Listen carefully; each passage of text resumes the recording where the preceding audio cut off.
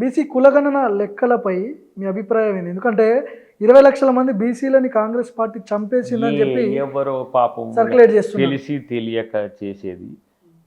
Most scientific document. 52% ఉన్న బీసీలు 46కి ఎట్లా పడిపోయారు? ఎవడన్నది అది 56% అన్నది ఎవరు? 52% ఉన్న గతంలో 52% ఉన్న బీసీలు 46%కి ఎట్లా తగ్గిపోయారు? బీసీలు 56%కి 4% పెరిగారు. ఇప్పుడు దీంట్లో 2 కాంట్రాస్ట్ ఉన్నాయి, అవి డిస్కస్ చేద్దాం. ఒకటి, ముస్లిం బీసీలం మేము ఒప్పుకోం. 2, 52ది 46కి ఎట్లా దిగిందని. ఇది మాట్లాడేటోళ్ళకి ఒకటి ఏంటంటే, ముస్లిం బీసీలు కాదు, ముస్లింలలో వృత్తి కులాలను మనం బీసీలుగా తీసుకున్నాం. ఓకే. ఎస్సీ అంటే షెడ్యూల్డ్ క్యాస్ట్స్, ఎస్టీ అంటే షెడ్యూల్డ్ ట్రైబ్స్, అంటే షెడ్యూల్డ్ కులాలు, ఇవి అంటరానితనం వేసుకుంటాయి.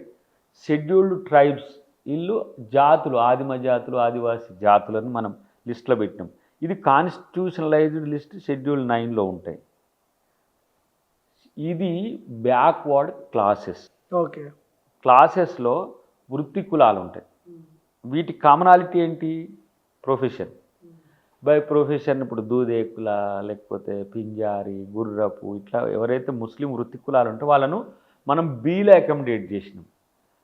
ఇదే క్రిస్టియన్స్కి ఒకటి పెట్టినాం, కన్వర్టెడ్ క్రిస్టియన్స్కి బీసీసీ పెట్టినాం.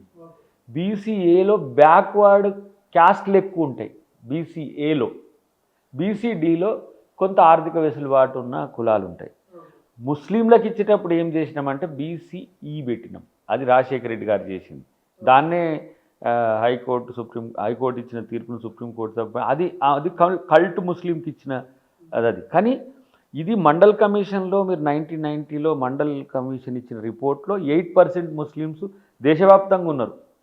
8% బీసీ ముస్లిమ్స్. ఇప్పుడు స్థానిక సంస్థల ఎన్నికల్లో జనాభా ప్రాతిపదికన కాంగ్రెస్ పార్టీ టికెట్లు కేటాయించే అవకాశాలు ఎంతవరకు ఉన్నాయి? 42% మస్ట్గా ఇంప్లిమెంట్ చేస్తుంది కాంగ్రెస్ పార్టీ. పార్టీకి అతీతంగా ఇప్పుడు గతంలో రేవంత్ రెడ్డి కూడా అసెంబ్లీలో మాట్లాడినట్టున్నాడు. ఇప్పుడు అది చట్టం, ఇప్పుడు ఈ 5th నుంచి జరిగే అసెంబ్లీలో చట్టం అవుతుంది. చట్టం అయితే చట్టబద్ధంగానే అన్ని పార్టీలు ఇవ్వాల్సిందే. Okay. If and if case ఇప్పుడు ఎవరైతే బీసీలకు రిజర్వేషన్లు వద్దు అని కొట్లాడుతున్నారు వీళ్ళంతా, చట్టబద్ధం కాకపోతే పార్టీకి ఇస్తాం. ఓకే. అసలు చట్టబద్ధం కాదు అనే సమస్య లేదు. That's it. అంతే. స్థానికంగా రిజర్వేషన్లను కాంగ్రెస్ పార్టీ ప్రభుత్వం ఈ సంవత్సరం నుంచి విప్లవాత్మకమైన మార్పుతో తీసుకొస్తున్నది.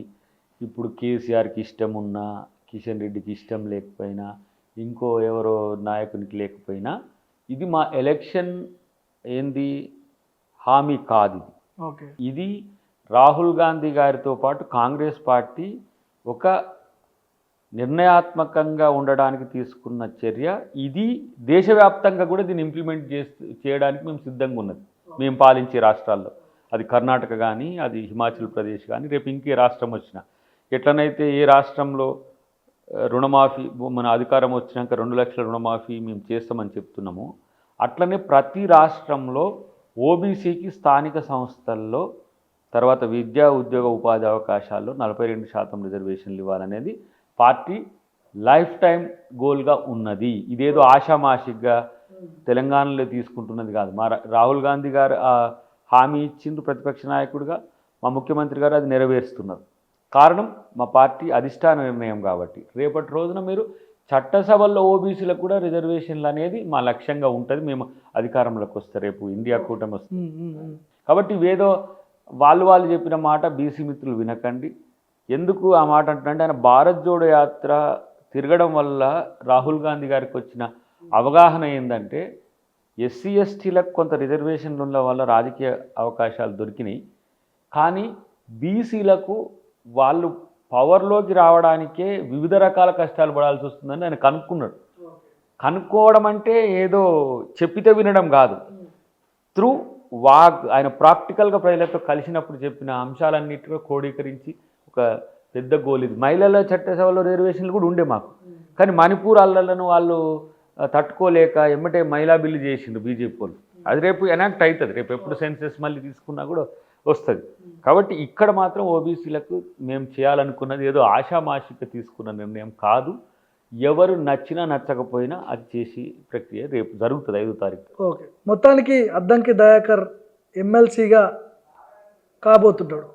Advance congratulations. అయ్యే అవకాశం ఎక్కువ ఉంది. మీరు చాలా హింట్లు ఇచ్చారు. ఇప్పుడు మీ ఇంటర్వ్యూలో మీరు చెప్పిన సమీకరణాలు బేరేజ్ చేసుకొని చూసుకుంటే కొన్ని హింట్లు రావాలి కదా భార్గవ్. ఇప్పుడు నేనేమంటున్నా అంటే ఎవరు ఏ అవకాశాలైనా పొందొచ్చు, కానీ 20 years మనం పబ్లిక్ లైఫ్లో ఉండి ఎవరికంటే ఏం తక్కువ లేకుండా పార్టీ కొరకు ఎవరెవరు ఎటు పోయి మళ్ళీ తిరిగి ఆ పార్టీ తిరిగి వచ్చిన ఇక్కడ ఉండి పార్టీ గెలవడానికి మేము కొట్లాడి పార్టీ అధికారంలోకి వచ్చినప్పుడు మేము లేకపోతే ప్రజలు నవ్వుతున్నారు.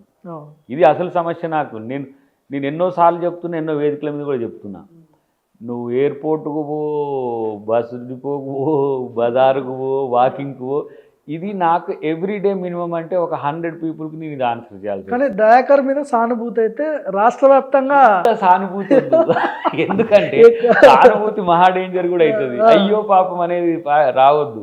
అంటే ఇప్పుడు నేనేమి ఏమంటారు దాన్ని కరెక్ట్ చెప్పాలంటే అత్యాశతో అడుగుతున్న అంశాలు కావు ఇవి. ప్రజలు కోరుకుంటున్న అంశాలు. ఇంకెంతమందిని సబటైజ్ చేస్తున్నా నేను, చాలామందిని లొల్లి పెడుతున్నారు, నువ్వే కావాలని కొట్లాడతలేవు, ఇట్లా లేవని అనే పరిస్థితి ఒకటి వచ్చింది. కాబట్టి ఇక్కడ నేను అంటున్నా ఏంటంటే అది ఒక ఏమంటారు ప్రజల నుంచి వస్తున్న డిమాండ్తో పాటు పని చేసినోనికి అవకాశం ఇవ్వాలని వస్తున్నది.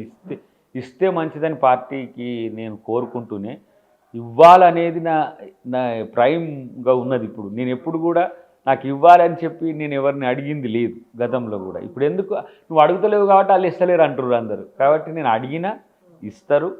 అన్నిటికంటే ముఖ్యం ఏంటంటే ఇది ఇంకా ఇవ్వాల్సిన సందర్భం. ఇంకొకటి చెప్పండి, నాకు ఆల్రెడీ ఒక కొలిక్ వచ్చింది, మంత్రి కాబోతున్నారా?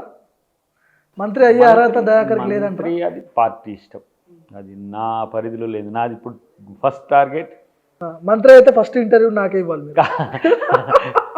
అది కూడా హామీ ఇవ్వండి. ఇప్పుడు ఎప్పుడు అవుతామనే విషయంలో నాకు స్పష్టత లేదు, కానీ ఎప్పటికైనా కావాల్సింది కదా. ఇప్పుడు జూనియర్గా ఉన్నాం, భవిష్యత్తులో ఇంకా ఉంది. మా ప్రభుత్వం మళ్ళీ వస్తుంది తర్వాత.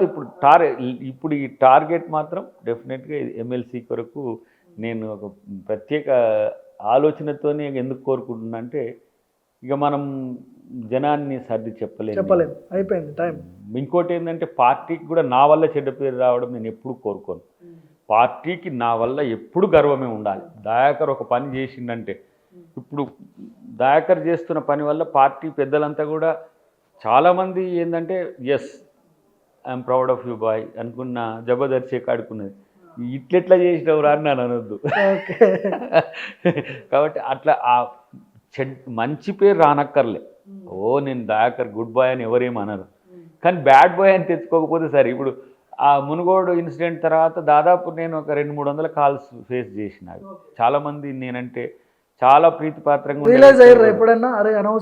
రియలైజ్ అనేది కాదు. మిస్టేక్ జరిగినప్పుడు ఇమ్మీడియట్గా నువ్వు దాన్ని రిజాల్వ్ చేసుకోవాల్సిందే. ఇంకా దానికి నువ్వు సగవలకడము చెప్పడం ఇట్లా అంటే నా నుంచి నేను ఎట్లా ఉండకూడదో నీ శ్రేయోభిలాషులు చెప్తారు.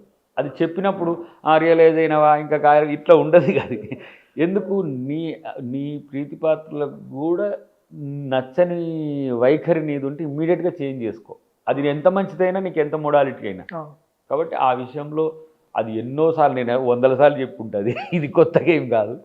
కాకపోతే ఏంటంటే ఇంకా నేను అట్లాంటివి మనం రిపీట్ చేయడానికి కూడా భయపడే స్థితి. దయాకర్ ఎందుకు సాఫ్ట్ అయ్యిందని చాలామంది అంటుంటారు. నువ్వు మెచ్యూర్ అవుతున్న కొద్దీ మరింత ఏమంటాము మోడల్గా ఉండాలి. పొలిటికల్లో దయాకర్ లాంటి వాడు ఉంటాడా అనేటట్టు ఉండాలి.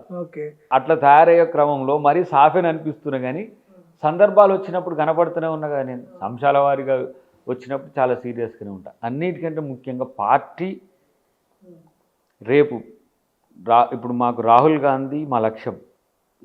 ఎట్టి పరిస్థితుల్లో మాలాంటి వాళ్ళం ఒక 1000-2000 మంది దేశం మొత్తాన రేవంత్ రెడ్డి, ఇక్కడైతే రేవంత్ రెడ్డి గారు చాలా సీరియస్ యాక్టివిజంలో ఉంటాడు. రేపు వారిని కూడా ప్రధానమంత్రి చేసే క్రమంలో మాలాంటి వాళ్ళకి శ్రమ మరింత అవసరం ఉంటుంది. దానికి పార్టీ ఏ రకంగా వినియోగించుకున్నా దానికి నేను సిద్ధంగా ఉంటానని మాత్రం చెప్పగలను.